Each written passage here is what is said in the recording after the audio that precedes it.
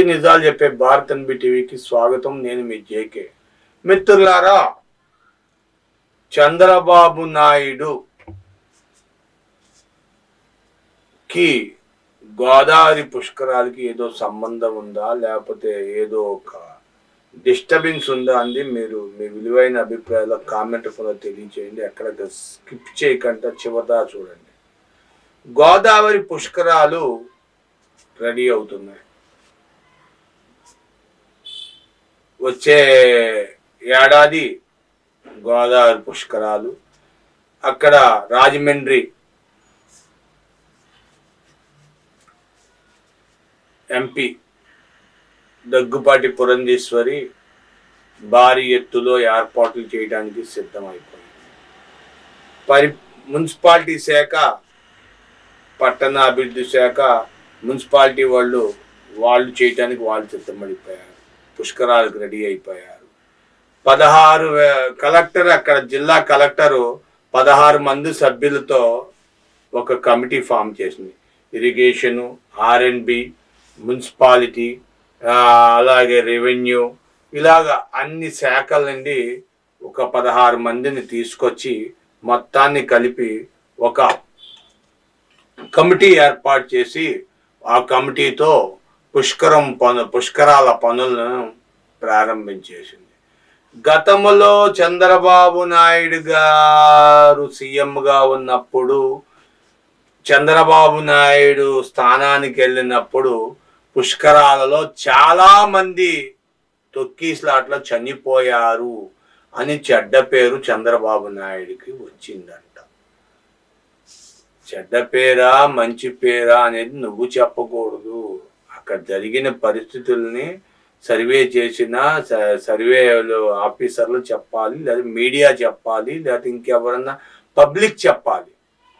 అంతేగాని చెడ్డ పేరు వచ్చిందా మంచి పేరు వచ్చిందా ఆయన్ని నువ్వు చెప్పకూడదు, నువ్వు చెప్పకూడదు, మేము చెప్పాలి. సరే, ఇలాగుంటే వచ్చే ఏడాది గోదావరి పుష్కరాలు, ఈ ఏడాది గంగా నది పుష్కరాలు.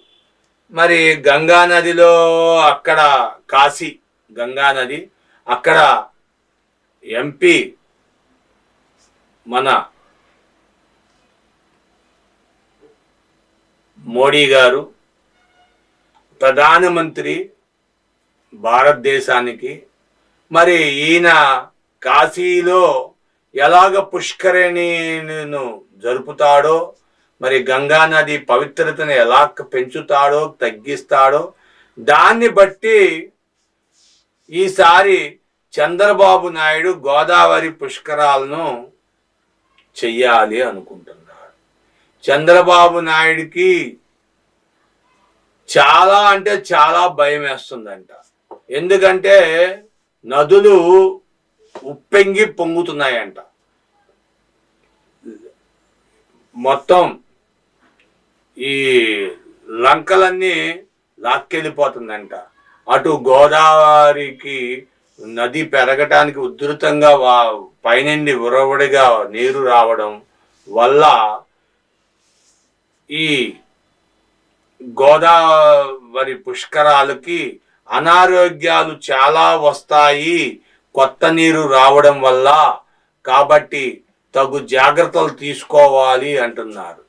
అయితే ప్రతిపక్షం ఏం చెప్తుందంటే, ఇప్పటికైనా ఈ పుష్కరానికైనా పోలవరాన్ని పూర్తి చెయ్యండి.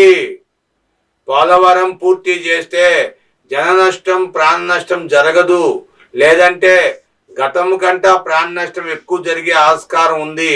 ఎందుకంటే వాతావరణం పరిస్థితులు బాగాలేదు, వర్షాలు ఎక్కువగా ఉన్నాయి, నీరు ప్రవాహం ఎక్కువగా ఉంది. కాబట్టి ఉధృతంగా వచ్చే వాటర్ను కంట్రోల్ చేయకపోతే జన నష్టం ప్రాణ నష్టం తప్పదు. కాబట్టి వెంటనే పోలవరాన్ని పూర్తి చేయాలి.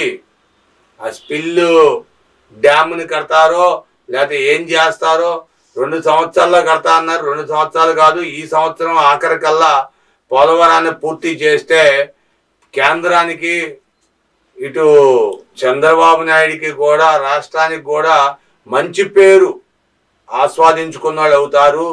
హిందుత్వాన్ని కాపాడుకున్నాడు అవుతారు అని చెప్పి ప్రజలు చెప్తున్నారు. మరి ఇది ఎంతవరకు నిజమో మీ విలువైన అభిప్రాయాలు కామెంట్ రూపంలో తెలియజేయండి. షేర్ చేయండి, లైక్ చేయండి, సబ్స్క్రైబ్ చేసుకోండి. ఎన్ని షేర్లు చేస్తే అంతమంది ఎక్కువ మంది చూస్తారు.